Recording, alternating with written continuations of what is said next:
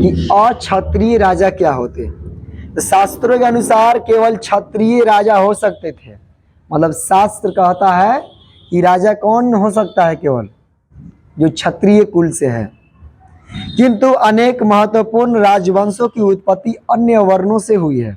मतलब बहुत से ऐसे राजा उत्पन्न हुए राजवंश जो कि क्षत्रिय वंश से नहीं थे, बल्कि क्षत्रिय वंश को छोड़ करके दूसरे वंश से थे।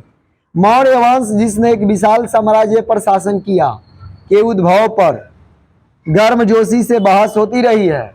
मतलब ये एक अलग ताजा तरोतर रूप से बहस होते रहा है कि जब क्षत्रिय राजा रहा तो ये मौर्य वंश कैसे बन गया राजा, ये तो दूसरा वंश था, क्षत्रिय वंश था नहीं।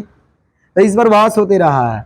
बाद के बौद्ध के ग्रंथ में यह इंगित किया गया है कि वे क्षत्रिय थे, किंतु ब्राह्मणीय शास्त्र उन्हें निम्न कुल का मानते हैं। जो ब्राह्मणों का शास्त्र है वो उनको निम्न कुल मतलब कि नीच कुल का मानता है।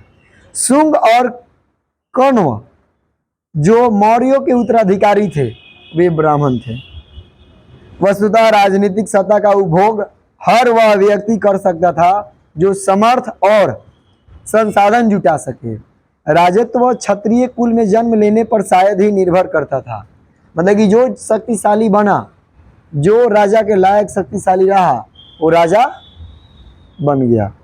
उसके लिए किसी खास वंश में जन्म लेना निर्भर नहीं करता। समझ में है ना। लेकिन शास्त्रों के अनुसार यही देखा गया कि जो क्षत्रिय कुल से वही राजा बनता। अन्य शासकों को जैसे शक जो मध्य एशिया से भारत आए। शक कहाँ से आए? मध्य एशिया से भारत में पहुंचे। ब्राह्मण, मलेच्छ, बर्बर अथवा अन्य देशीय मानते थे। किंतु संस्कृत के संभव आरंभिक अभिलेखों में से एक में प्रसिद्ध शक राजा रुद्रदामन, जो कि लगभग दूसरी शताब्दी ईस्वी में, कब दूसरी शताब्दी ईस्वी में रुद्रदामन द्वारा सुदर्शन सरोवर के जीर्णोद्धार का वर्णन मिलता है। मतलब जो सुदर्शन सरोवर रहा तालाब, उसका इन्होंने क्या किया? जीर्णोद्धार, मतलब कि उसका निर्माण करवाया।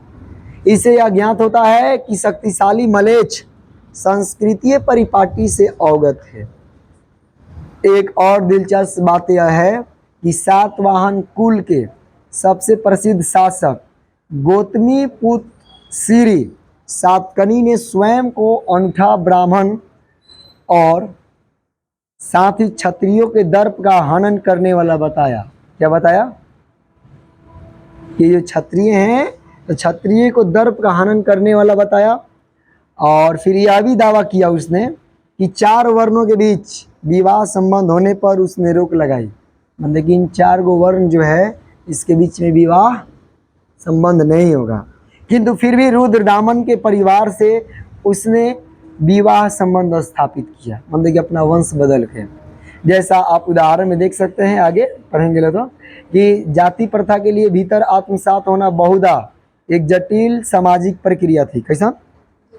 जाति प्रथा था ना जो, वो एक आत्मसात के साथ होना बहुत जटिल प्रक्रिया थी। कहने का मतलब जाति प्रथा इतना कठिन था या फिर है अभी कि अपने आप को आत्मसात करना बहुत कठिन है। अपने हिसाब से जिंदगी जीना क्या है? तुम मान लो कि अगर उच्च कुल से हो तो नीच कुल वाला टाइप से जिंदगी जियोगे तो उसके लिए भी दिक्कत है, और नीच कुल से हो उच्च कुल के टाइप से अगर जिंदगी जियोगे तब वो, ये जाति प्रथा है और ये बहुत खतरनाक है। जहर पियोगे तो एक बार मरोगे और जाति प्रथा पियोगे तो बार बार मरोगे। समझ में आया? इतना ज़्यादा ये जाति प्रथा है खतरनाक। समझ में आया? जिस तरह से है कि जहर पिएंगे तो जल्दी मरेंगे, लेकिन अगर कान में कोई जहरी बात बोल देगा तो जहरीलापन पूरा जिंदगी भर हर रोज मरते रहोगे। जब वो जहर तुमको याद आएगा तो मरोगे। ऐसे ओरिजिनल जहर खा लोगे तो कुछ देर में कहानी खत्म हो जाएगा, लेकिन जब जहरी बात तुम्हारे जहन में जाएगा तो जल्दी खत्म नहीं होगा।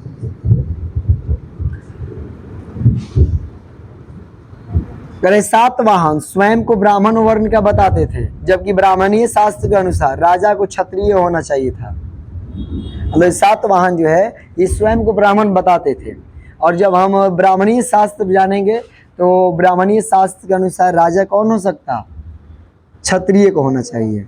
वे चतुर्णीय व्यवस्था की मर्यादा बनाए रखने का दावा करते थे, किंतु साथ ही उन लोगों से वैवाहिक संबंध भी स्थापित करते थे जो इस वर्ण व्यवस्था से बाहर के थे।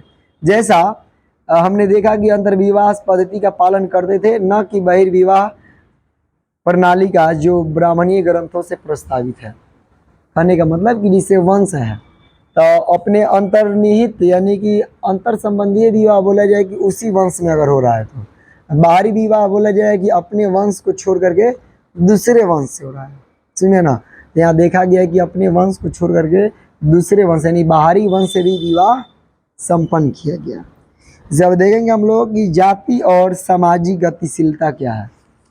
इस जाति और सामाजिक गतिशीलता मतलब कि ये जाति जो एक अलग बना है और ये जो समाज है, तो जाति और समाज के बीच में क्या गतिशीलता है, समाज जाति के अनुसार कैसे चल रहा है और जाति समाज के अनुसार कैसे चल रहा है, इसको नेक्स्ट टॉपिक में पढ़ेंगे।